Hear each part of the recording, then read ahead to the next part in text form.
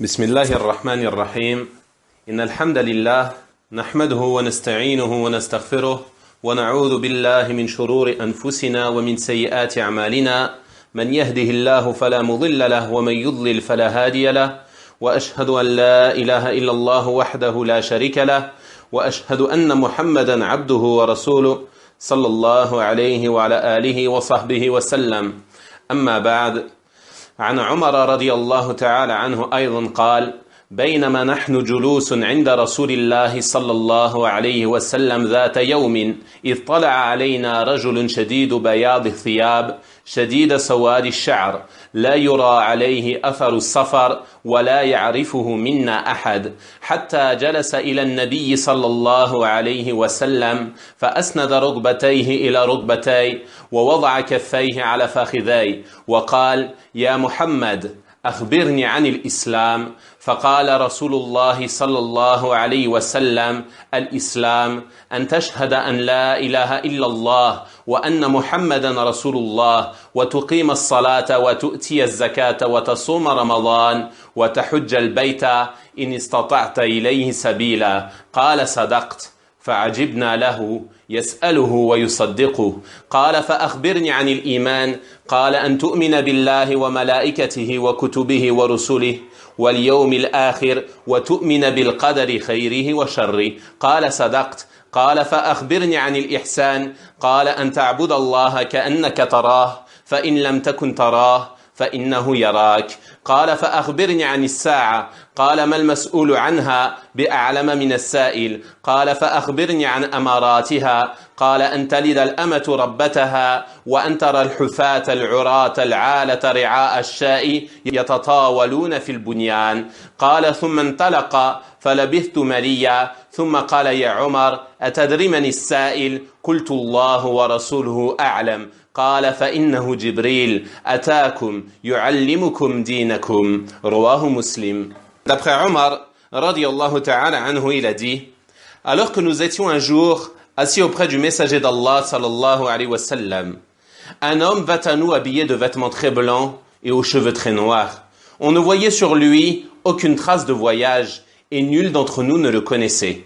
Il s'assit auprès du prophète sallallahu alayhi wa sallam et mit ses genoux contre les siens et posa ses mains sur ses cuisses. Puis il dit, « Ô Muhammad, informe-moi au sujet de l'islam. » Il dit, « L'islam consiste à ce que tu attestes qu'il n'y a pas de Dieu en droit d'être adoré sauf Allah et que Muhammad est le messager d'Allah, que tu accomplisses la prière, que tu t'acquittes de l'aumône, que tu jeûnes le mois de Ramadan et que tu accomplisses le pèlerinage de la maison sacrée si tu en as les capacités. » L'homme dit alors, « Tu as dit vrai. » Nous fûmes surpris qu'il l'interroge pour ensuite approuver sa réponse. Il lui demanda ensuite, « Informe-moi au sujet de la foi. » Il dit, « C'est que tu crois en Allah, en ses anges, en ses livres, en ses messagers, au jour dernier, et que tu crois au destin, qu'il soit bon ou mauvais. » Il dit encore, « Tu as dit vrai. » Il lui demanda ensuite, « Informe-moi au sujet de la bienfaisance. » Il dit, « C'est que tu adores Allah, comme si tu le voyais, et si tu ne le vois pas, lui certes te voit. » Il lui demanda ensuite, « Informe-moi au sujet de l'air. » Il dit, « Celui qui est interrogé à son sujet n'en sait pas plus que celui qui l'interroge. » Il lui demanda enfin, « Informe-moi alors au sujet de ces signes. » Il dit, « C'est lorsque la servante, l'esclave, engendrera sa maîtresse et que tu verras les miséreux bergers, aux pieds nus et mal vêtus, se concurrencer dans la construction des édifices. » Puis il partit. Omar dit ensuite, « J'attendis un moment, puis il me dit, « Oh Omar, sais-tu qui était le questionneur ?» Je dis, « Allah et son messager savent mieux. » Il dit, « C'était Jibril, il est venu à vous pour vous enseigner votre religion. » Et le hadith est rapporté par l'imam Muslim, rahimahullah ta'ala. Ceci est le deuxième hadith des 40 hadiths de l'imam Nawawi, rahimahullah ta'ala, plus connu sous le nom de hadith de Jibril, qui est un hadith immense, exposant les 3 degrés de la religion, qui sont l'islam, al-iman, la foi, et al-ihsan, la bienfaisance, ainsi que leurs piliers. Ce hadith, il expose donc en réalité la religion tout entière, et il expose également que les gens ne sont pas tous au même niveau en termes de religion. Omar, radiyallahu ta'ala anhu, il a donc dit, alors que nous étions un jour assis auprès du messager d'Allah, sallallahu alayhi wa sallam. Et ceci faisait partie des habitudes des compagnons radiyallahu ta'ala anhum. Ils s'asseyaient auprès du prophète sallallahu alayhi wa sallam afin d'apprendre et profiter de lui. Et ils l'interrogeaient au sujet de leurs affaires religieuses et mondaines. Et lors d'une de ces assises, il dit: un homme vint à nous, habillé de vêtements très blancs et aux cheveux très noirs. On ne voyait sur lui aucune trace de voyage et nul d'entre nous ne le connaissait. Ici, Omar, il n'a pas mentionné qui est cet homme. Mais comme vous le savez, c'était en réalité l'ange Jibril alayhi salam qui est venu sous l'apparence d'un homme, habillé de vêtements très blancs et aux cheveux très noirs. C'est-à-dire qu'il est venu sous une belle apparence, avec des vêtements blancs et des vêtements propres. On ne voyait sur lui aucune trace de voyage, car ses vêtements étaient très blancs et ses cheveux très noirs. Il n'y avait aucune tache, ni de poussière dessus, alors qu'à cette époque, les traces du voyage étaient apparentes sur le voyageur, mais on ne voyait sur lui aucune trace de voyage. Pourtant, il dit, nul d'entre nous ne le connaissait. C'était donc un homme étranger. Il ne faisait pas partie des gens connus de Médine. Les compagnons, radiyallahu ta'ala anhum, ils furent donc très étonnés par cet homme qu'ils ne connaissaient pas et qui pourtant ne paraissait pas venir de voyage. Ceci attira donc leur attention. Cet homme s'assit auprès du prophète sallallahu alayhi wa sallam et il mit ses genoux contre les siens et posa ses mains sur ses cuisses. C'est-à-dire que cet homme posa ses mains sur ses propres cuisses et non sur les cuisses du prophète sallallahu alayhi wa sallam. Et ceci est une forme de respect et de révérence envers le prophète alayhi salatu wa salam. Et c'est ainsi que doit s'asseoir l'étudiant en sciences lorsqu'il questionne un savant. Et ce afin de profiter de lui. Il s'assoit à proximité de lui et d'une façon correcte. Puis il dit, « Oh Muhammad, informe-moi au sujet de l'islam. » Il n'a pas dit, « Ô messager d'Allah », et ce afin que les compagnons radiyallahu ta'ala anhum pensent que c'était un bédouin. Car les bédouins, ils appelaient généralement le prophète sallallahu alayhi wa sallam par son prénom. Ils disaient au Muhammad, contrairement aux gens de Médine, qu'il appelait et s'adressait à lui en disant, « Ô messager d'Allah, ô prophète d'Allah ». Il lui a donc dit, « Ô Muhammad, informe-moi au sujet de l'islam. » Et ceci est une question immense. Informe-moi au sujet de l'islam. Qu'est-ce que la religion de l'islam à laquelle tu appelles? Le prophète sallallahu alayhi wa sallam lui répondit alors, l'islam consiste à ce que tu attestes qu'il n'y a pas de Dieu en droit d'être adoré sauf Allah et que Muhammad est le messager d'Allah, que tu accomplisses la prière, que tu t'acquittes de l'aumône, que tu jeûnes le mois de Ramadan et que tu accomplisses le pèlerinage de la maison sacrée si tu en as les capacités. Le prophète sallallahu alayhi wa sallam, il a donc mentionné ici les 5 piliers de l'islam, qui sont les 2 attestations, la prière, la zakat, le jeûne de Ramadan et le pèlerinage à Mecca. Et nous parlerons plus en détail de ces piliers dans le prochain hadith, insha'Allah ta'ala. L'homme dit alors, tu as dit vrai. Omar a alors dit, nous fîmes surpris qu'il l'interroge pour ensuite approuver sa réponse.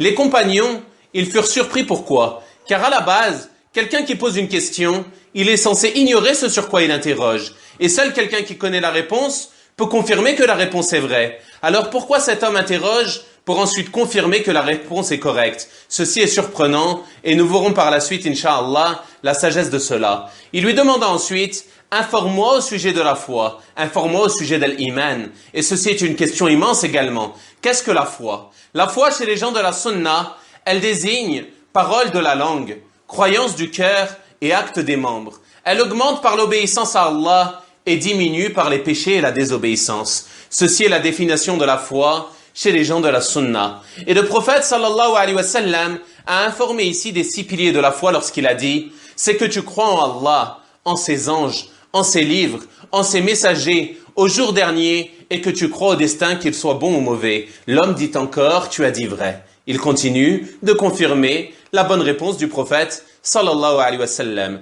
Ceux-ci sont donc les 6 piliers de la foi. Et quiconque mécroit en l'un seul de ces piliers, il a certes mécru et sort du cercle des croyants.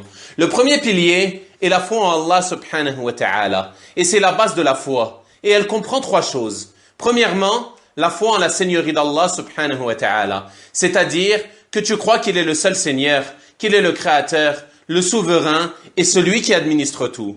Deuxièmement, la foi en la divinisation d'Allah subhanahu wa ta'ala. C'est-à-dire qu'il est le seul en droit d'être adoré, lui seul et sans associé. Troisièmement, la foi en ses noms et ses attributs de la façon qui convient à sa grandeur subhanahu wa ta'ala. Le deuxième pilier est la foi en ses anges. Allah subhanahu wa ta'ala a créé les anges à partir de lumière, comme cela est confirmé du prophète sallallahu alayhi wa sallam. Et ils n'ont pas besoin de boissons ni de nourriture. Ce sont des créatures soumises à Allah subhanahu wa ta'ala et qui ne désobéissent jamais aux ordres d'Allah. Nous croyons donc en ces créatures, même si nous ne les voyons pas, et ceci fait partie de la foi en l'invisible. Et les anges sont de différentes sortes et ont des rôles différents qu'Allah subhanahu wa ta'ala leur a attribués pour différentes sagesses. Et la foi aux anges, elle comprend la foi au nom de ceux dont nous connaissons les noms, comme le fait de croire qu'il y a un ange qui s'appelle Jibril, un ange qui s'appelle Mikaïl, un ange qui s'appelle Israfil, alayhimus salatu wassalam. La foi également aux anges, elle comprend la foi en ce qu'ils accomplissent comme œuvre. Par exemple, Jibril alayhi salam est chargé de la révélation. Il la transmet d'Allah subhanahu wa ta'ala à ses messagers alayhimus salatu wassalam. Mikaïl alayhi salam est quant à lui chargé de la pluie. Israfil alayhi salam est chargé de souffler dans la trompe. De même qu'il y a des anges qui sont chargés d'écrire les œuvres des serviteurs. Ils écrivent chaque parole et chaque acte des enfants d'Adam alayhi salam, que ce soit pour ou contre eux, que ce soit pour ou contre eux. Et à ce sujet, il est rapporté qu'un homme est entré auprès de l'imam Ahmed rahimahullah ta'ala alors qu'il gémissait de douleur. Il lui a alors dit « Ya Aba Abdillah, tu gémis alors que Taous a dit que l'ange écrit toutes choses, même le gémissement du malade. » Taous a dit que l'ange écrit toutes choses, même le gémissement du malade. L'imam Ahmed rahimahullah ta'ala, qu'est-ce qu'il a fait à l'écoute de cette parole? Il cessa alors immédiatement de gémir, rahimahullah ta'ala. Et ce car les salafs avaient un grand respect pour les paroles les uns des autres. Et ceci lui a donc fait le rappel, il cessa alors immédiatement de gémir. Et parmi les anges, il y a aussi ceux qui sont chargés de parcourir la terre, recherchant les assises de rappel et de science. Et lorsqu'ils trouvent ces assises, ils s'y assoient. Et ceci est une des bénédictions des assises de science, qu'Allah subhanahu wa ta'ala nous en fasse profiter. D'autres anges sont chargés de protéger les enfants d'Adam, d'autres de retirer leurs âmes, et d'autres de les interroger dans leur tombe, etc. Le musulman, il se doit donc de croire fermement en tout ce dont nous avons été informés dans le Coran et la Sunna authentique au sujet des anges de façon générale et détaillée. Le troisième pilier de la foi est la foi en ses livres, c'est-à-dire la foi aux livres qu'Allah subhanahu wa ta'ala a descendu à ses messagers. Cependant, il est important de savoir que l'ensemble des livres précédents ont été abrogés par quoi? Par le Coran, qui prévaut sur eux. Allah subhanahu wa ta'ala a dit « Wa anzalna ilayka al-kitaba bil-haqq musaddiqan lima bayna yadayhi min al-kitab wa muhaiminan alayhi » Et sur toi, c'est-à-dire Muhammad, nous avons fait descendre le livre, c'est-à-dire le Coran, avec la vérité, pour confirmer le livre qui était là avant lui et pour prévaloir sur lui. Et pour prévaloir sur lui. Ainsi, tous les livres qui ont précédé le Coran, ils sont abrogés par celui-ci. Et la foi au livre, elle comprend 4 choses. La foi au livre, elle comprend 4 choses. Premièrement, que l'on croit qu'Allah subhanahu wa ta'ala a descendu des livres aux messagers et que ces livres proviennent d'Allah. Cependant, en dehors du Coran, les livres précédents et qui sont présents aujourd'hui ont été altérés et modifiés. Deuxièmement, que l'on croit à l'authenticité de ce qui s'y trouve, c'est-à-dire de ce qui se trouve dans ces livres, comme le Coran, ainsi que ce qui n'a pas été altéré dans les livres précédents. Et on doit croire également que seul le Coran n'a pas été altéré, car il est préservé par Allah, subhanahu wa ta'ala. Troisièmement, que l'on croit en ce qui s'y trouve comme règle, tant que cela ne s'oppose pas à notre législation. Et quatrièmement, que l'on croit au nom des livres dont nous avons connaissance, comme le Coran, la Torah ou l'Évangile. Ainsi, quiconque mécroit en la Torah ou quiconque mécroit en l'Évangile et dit que ce ne sont pas des livres d'Allah subhanahu wa ta'ala, il a alors mécru et le refuge est auprès d'Allah subhanahu wa ta'ala. Le quatrième pilier est la foi en ses messagers, c'est-à-dire ce qu'Allah subhanahu wa ta'ala a envoyé en tant qu'annonciateur et avertisseur pour les hommes. Le premier d'entre eux est Nuh alayhi salam et le dernier est Muhammad sallallahu alayhi wa sallam. Nous croyons donc en tous les messagers qu'Allah subhanahu wa ta'ala a envoyés de Nuh à Muhammad et nous croyons en leur nom ainsi qu'en ce qui nous est rapporté à leur sujet dans le Coran et la Sunna authentique. Le cinquième pilier est la foi au jour dernier, c'est-à-dire que tu crois en tout ce dont le prophète sallallahu alayhi wa sallam nous a informés parmi ce qui arrive aux serviteurs après la mort, comme l'épreuve de la tombe, le châtiment de la tombe ou ses délices, la résurrection, la tenue des comptes, l'intercession, le paradis et l'enfer, et ainsi de suite parmi les choses qui se produisent après la mort du serviteur. Le sixième pilier est la foi au destin, qu'il soit bon ou mauvais. Et ici, comme vous le voyez, le prophète sallallahu alayhi wa sallam a répété le verbe en disant « et que tu crois au destin, qu'il soit bon ou mauvais ». Et que tu crois au destin, qu'il soit bon ou mauvais. Et ceci a fait d'attirer l'attention sur l'importance de la foi au destin. Et la foi au destin, elle comprend 4 choses. Premièrement, que tu crois au savoir d'Allah subhanahu wa ta'ala, qui englobe toutes choses de façon globale et détaillée. C'est-à-dire qu'Allah subhanahu wa ta'ala sait toutes choses, et ceci va te pousser à la crainte d'Allah subhanahu wa ta'ala, car Allah a connaissance de chaque mouvement que tu fais, que tu accomplis. Deuxièmement, que tu crois qu'Allah subhanahu wa ta'ala a écrit toutes choses sur la tablette préservée. Il a écrit tout ce qui va se produire, et ce jusqu'au jour de la résurrection. Troisièmement, que tu crois que tout ce qui a lieu dans l'univers n'a lieu que par la volonté d'Allah subhanahu wa ta'ala. Ce qu'Allah veut a lieu, et ce qu'il ne veut pas ne peut avoir lieu. Quatrièmement, que tu crois qu'Allah a créé toutes choses. Ainsi, les œuvres des serviteurs, elles font partie de la création d'Allah subhanahu wa ta'ala. Cependant, les serviteurs accomplissent ces œuvres de leur plein gré et de leur propre volonté. Ils accomplissent ces œuvres de leur plein gré et de leur propre volonté. Ceci était donc une explication concise des piliers de la foi et de ce qu'ils impliquent. Il lui demanda ensuite « Informe-moi au sujet de la bienfaisance. Informe-moi au sujet de l'ihsan, la bienfaisance. » Il dit « C'est que tu adores Allah comme si tu le voyais, et si tu ne le vois pas, lui certes te voit. » Ceci est le 3e et le plus haut degré de la religion. Et la bienfaisance vis-à-vis d'Allah, c'est que tu accomplisses tes œuvres sincèrement pour Allah subhanahu wa ta'ala et conformément à la sunna de son messager sallallahu alayhi wa sallam. Plus tu es sincère et plus tu te conformes à la sunna, plus tu augmentes en termes de bienfaisance vis-à-vis d'Allah subhanahu wa ta'ala. Quant à la bienfaisance envers ses créatures, elle consiste à leur prodiguer le bien, que ce soit par la parole, les actes, l'argent ou autre. Et la bienfaisance est de 2 degrés. La bienfaisance est de 2 degrés. Premièrement, c'est que tu adores Allah comme si tu le voyais, c'est-à-dire en recherchant et en désirant ce qu'il y a auprès de lui, et ceci t'encourage à te rapprocher de lui. Car tu ne peux pas voir Allah subhanahu wa ta'ala dans ce bas monde. Donc tu l'adores comme si tu le voyais. Tu cherches et tu désires ce qu'il y a auprès de lui, et ceci t'encourage donc à te rapprocher d'Allah subhanahu wa ta'ala par son adoration et par les œuvres pieuses. Le 2e degré, c'est que tu l'adores en te rappelant qu'il te voit, et ceci te pousse à le craindre. Car si tu t'opposes à l'ordre d'Allah subhanahu wa ta'ala, tu sais qu'il te voit, tu l'adores donc en le craignant et en fuyant son châtiment. Et ce degré est plus bas que le précédent. C'est pour cela que le prophète sallallahu alayhi wa sallam l'a mentionné en second. Il lui demanda ensuite, « Informe-moi au sujet de l'heure. » Il dit, « Celui qui est interrogé à son sujet n'en sait pas plus que celui qui l'interroge. » L'heure, c'est le moment de la résurrection. Lorsque les gens sortiront de leur tombe, le prophète sallallahu alayhi wa sallam a donc dit, celui qui est interrogé à son sujet, c'est-à-dire lui-même sallallahu alayhi wa sallam, n'en sait pas plus que celui qui l'interroge, c'est-à-dire Jibril alayhi salam. C'est comme s'il lui disait, si tu ignores la réponse, alors je l'ignore d'autant plus et je ne peux pas t'informer à ce sujet. En effet, seul Allah subhanahu wa ta'ala a connaissance de cela comme il a dit dans son noble livre, Yas'aluka an-nasu 'anis sa'a. Les gens t'interrogent au sujet de l'heure.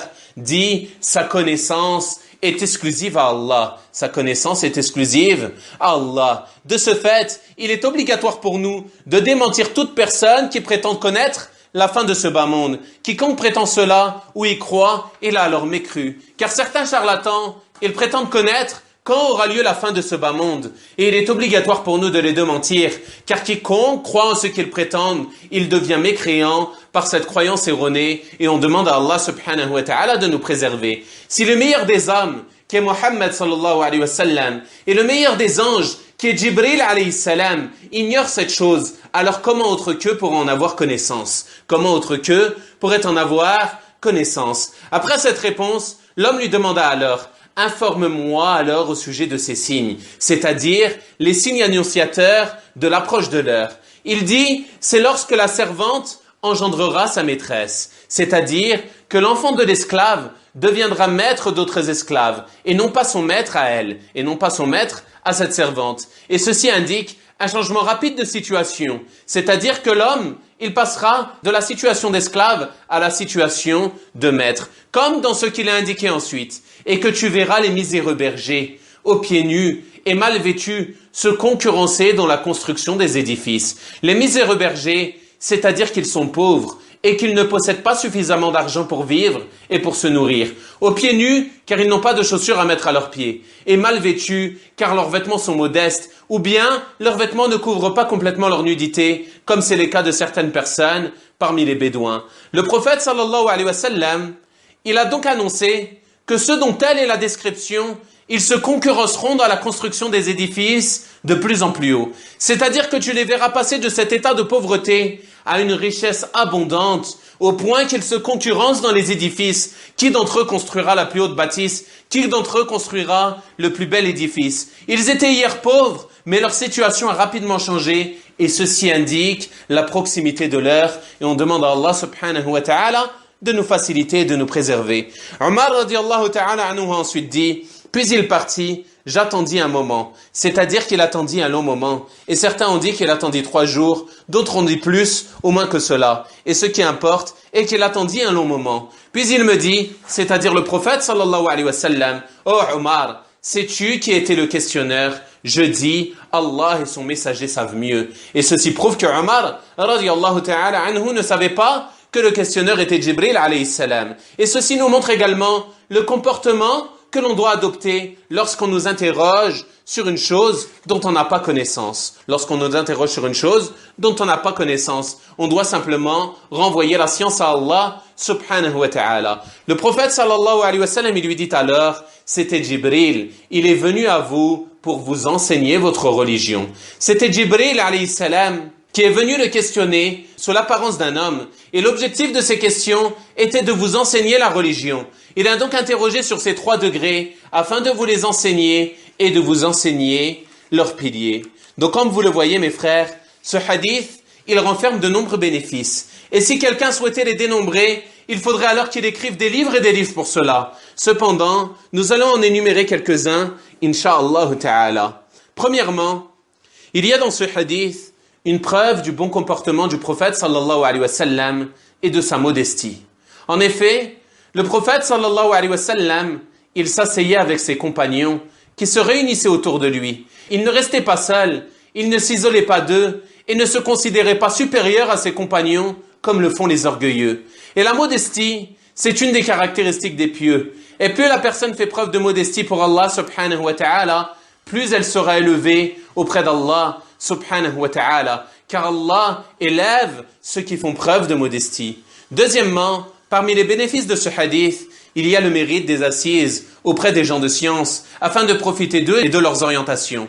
Et regardez la bénédiction de ces assises. On rapporte jusqu'à nos jours les enseignements de cette assise, et on en tire des bénéfices immenses. Et les assises auprès des gens de science, savants ou étudiants, elles doivent être des assises de rappel d'Allah subhanahu wa ta'ala, et non pas des assises banales dans lesquelles le temps est perdu. Mais celui à qui Allah subhanahu wa ta'ala, il donne la possibilité de s'asseoir avec quelqu'un qui a plus de connaissances que lui, il doit alors saisir cette occasion pour profiter de sa science. Il doit alors saisir cette occasion pour profiter de sa science. Le troisième bénéfice est que les anges peuvent prendre l'apparence humaine par permission d'Allah subhanahu wa ta'ala. Car Jibril alayhi salam est venu sous l'apparence d'un homme dans ce hadith. Jibril alayhi salam est venu sous l'apparence d'un homme dans ce hadith. Le quatrième bénéfice que l'on tire de ce hadith, ce sont les bienséances relatives à l'étude de la science. Et ceci fait partie des choses qu'a enseigné Jibril alayhi salam dans ce hadith. Et on compte parmi ces bienséances le fait de se rendre dans les assises de science propres et avec une belle apparence. Comme on l'a vu dans le hadith, Jibril alayhi salam était vêtu de vêtements très blancs et il avait les cheveux très noirs, c'est-à-dire qu'il était propre. Et il est recommandé pour cela de porter donc des vêtements blancs. Il n'y a pas de doute que le meilleur des vêtements pour l'étudiant en sciences est le qamis, et il est recommandé qu'il soit blanc. Parmi ces bienséances également, il y a la manière de s'asseoir. Jibril alayhi salam, il a collé ses genoux à ceux du prophète sallallahu alayhi wa sallam, et ce afin d'être proche de lui. Et il s'est assis de façon respectueuse en posant ses mains sur ses cuisses. Et ceci nous indique qu'il convient à l'étudiant d'être proche de l'enseignant et d'être face à l'enseignant, et ce afin de bien pouvoir écouter ses paroles et ses orientations. Et aujourd'hui dans les assises, que font la plupart des frères? Que font la plupart des frères? On voit qu'ils s'assoient où? sur les côtés ou au fond de la salle contre les murs. Et parfois, il n'y a même pas un seul étudiant devant l'enseignant. Et ceci est triste et cela s'oppose aux bienséances relatives à l'étude de la science. Et ceci est un manque de considération envers la science. Il convient donc, lors de ces assises, de se rapprocher de l'enseignant et de s'asseoir face à lui. Cinquièmement, parmi les bénéfices de ce hadith, il y a la permission d'observer l'étranger. En effet, on comprend dans ce hadith que les compagnons radiallahu ta'ala anhum, ils ont observé cet homme, car ils l'ont décrit avec précision. Et on comprend même qu'ils ont parlé entre eux à son sujet, car il a dit, Omar radiallahu ta'ala anhu, nul d'entre nous ne le connaissait. C'est-à-dire qu'ils se sont interrogés mutuellement. Et ceci est même rapporté dans certaines versions de ce hadith. Ainsi, lorsque tu te rends dans un endroit dans lequel personne ne te connaît, tu ne dois pas réprouver le fait que les gens t'observent, surtout si tu es étranger, car le prophète sallallahu alayhi wa sallam, ici il n'a pas blâmé les compagnons pour cela. Le prophète sallallahu alayhi wa sallam, il n'a pas blâmé les compagnons radiallahu ta'ala anhum pour cela. Sixièmement, parmi les bénéfices de ce hadith, il y a le mérite de l'islam, et que c'est la première chose sur laquelle il convient d'interroger. Et c'est pour cela que lorsque le prophète sallallahu alayhi wa sallam envoyait ses compagnons pour prêcher, il leur a ordonné de commencer par quoi? Il leur a ordonné de commencer par appeler aux 2 attestations, puis à la prière, et ainsi de suite. Septièmement, parmi les bénéfices de ce hadith, il y a les piliers de l'islam, qui sont au nombre de 5, comme cela est également prouvé par le hadith de Abdullah ibn Umar, radiyallahu ta'ala anhuma, que nous verrons lors de la prochaine assise, incha'Allah, ainsi que tous les bénéfices liés à ces piliers, bi'idhnillahi ta'ala. Huitièmement, parmi les bénéfices de ce hadith, il y a que la foi est d'un degré supérieur à l'islam, car il est possible pour un homme d'entrer en islam en apparence. Quant à la foi et la croyance du cœur, alors ceci est plus difficile, et on demande à Allah subhanahu wa ta'ala de nous aider à concrétiser notre foi. Neuvièmement, parmi les bénéfices de ce hadith, il y a le fait que l'islam est différent de la foi. L'islam est différent de l'iman. En effet, Jibril alayhi salam, il a tout d'abord interrogé sur l'islam, puis il a interrogé sur la foi. Et ceci prouve que ce sont 2 choses différentes. Cependant, les savants disent que si la foi est évoquée seule, alors elle comprend l'islam. Et si l'islam est évoqué seul, alors il comprend la foi. Mais s'ils sont évoqués ensemble, alors ils diffèrent. Et leur différence, c'est que l'islam désigne les œuvres apparentes, comme les paroles de la langue et les œuvres du corps, alors que la foi désigne les œuvres secrètes, comme les croyances du cœur, ainsi que ses œuvres. Dixièmement, parmi les bénéfices de ce hadith, il y a le fait que les piliers de la foi sont au nombre de 6, et quiconque mécroit en l'un de ces piliers est mécréant, car en faisant cela, il a démenti le prophète, sallallahu alayhi wa sallam. Onzièmement, parmi les bénéfices de ce hadith, il y a le fait que le plus important pilier de la foi est la foi en Allah subhanahu wa ta'ala. Et de celle-ci découlent les autres piliers. Et de celle-ci découle la foi aux anges, la foi aux livres, la foi aux messagers, au jour dernier, ainsi que la foi au destin, qu'il soit bon ou mauvais. Deuxièmement, parmi les bénéfices de ce hadith, il y a le fait que la religion est de 3 degrés. Et le plus haut degré de la religion est la bienfaisance, qui consiste à adorer Allah subhanahu wa ta'ala comme si tu le voyais. Et ceci est le plus haut degré. Et en te rappelant qu'Allah subhanahu wa ta'ala te voit et observe tes faits et gestes, tout comme il entend chacune de tes paroles et a connaissance de ce que cache ta poitrine, ceci va t'encourager à parfaire ton adoration d'Allah subhanahu wa ta'ala. 13e, parmi les bénéfices de ce hadith, il y a le fait que nul n'a connaissance de l'heure en dehors d'Allah subhanahu wa ta'ala. Pas même le meilleur des hommes, qui est Muhammad sallallahu alayhi wa sallam, ni le meilleur des anges, qui est Jibril alayhi salam. 14e, parmi les bénéfices de ce hadith, le fait que l'heure ou la résurrection est un moment immense. Et c'est pour cela qu'Allah subhanahu wa ta'ala lui a donné des signes. Pourquoi? Afin que les gens s'y préparent. Et à chaque fois que le musulman prend connaissance d'un signe qui s'est produit, il se rappelle alors que l'heure approche et qu'il doit se préparer pour celle-ci. Comment? En multipliant les œuvres pieuses et en se repentant de ses péchés, et on demande à Allah subhanahu wa ta'ala de nous faciliter la préparation pour ce grand moment et de nous préserver des frayeurs de ce jour. 15e, parmi les bénéfices de ce hadith, le fait que l'enseignant interroge ses élèves au sujet de ce qu'ils ignorent, et ce afin d'attirer leur attention, et qu'ils écoutent attentivement la réponse, comme lorsque le prophète sallallahu alayhi wa sallam a interrogé Omar sur le questionneur. 16e, il y a également parmi les bénéfices de ce hadith la permission de poser une question dont on connaît la réponse afin d'en faire profiter l'assemblée. En faisant cela, le questionneur il est en réalité enseignant, tout comme Jibril alayhi salam, qui a posé ces questions dans le but d'enseigner la religion aux compagnons radiyallahu ta'ala anhum. Cependant, mes frères, il est important de savoir que le questionneur, il doit prendre garde à son intention. Lorsque tu questionnes, ton intention, elle doit réellement être de faire profiter l'assemblée et non pas de te mettre en avant et de montrer que tu connais cette chose que les autres ignorent ou encore de vouloir rivaliser avec l'enseignant, car ceci est un mauvais comportement. Mais si tu interroges sur une chose que tu connais dans le but que l'enseignant en parle et que l'assemblée en profite, alors ceci est une chose louable et en faisant cela, c'est toi en réalité qui as enseigné. Enfin, parmi les bénéfices de ce hadith, il y a le fait que ce hadith est l'exposé global de la religion, comme le prophète sallallahu alayhi wa sallam a dit, il est venu pour vous enseigner votre religion. Et les détails de celle-ci, elles se trouvent à travers l'explication de ce hadith. Donc comme je vous l'ai dit, ceci n'est qu'un résumé de quelques bénéfices tirés de ce hadith, et pour les mentionner tous, il nous faudrait des heures et des heures, et des cours. Et on demande à Allah subhanahu wa ta'ala de nous faire profiter de ce que l'on a mentionné, et on demande à Allah subhanahu wa ta'ala de faire de cette assise une preuve pour nous et non pas contre nous au jour de sa rencontre. Wa sallallahu wa sallim wa barik ala nabiyyina Muhammadin wa ala alihi wa sahabatihi ajma'in walhamdulillahi rabbil alamin wa jazakumullahu khayra.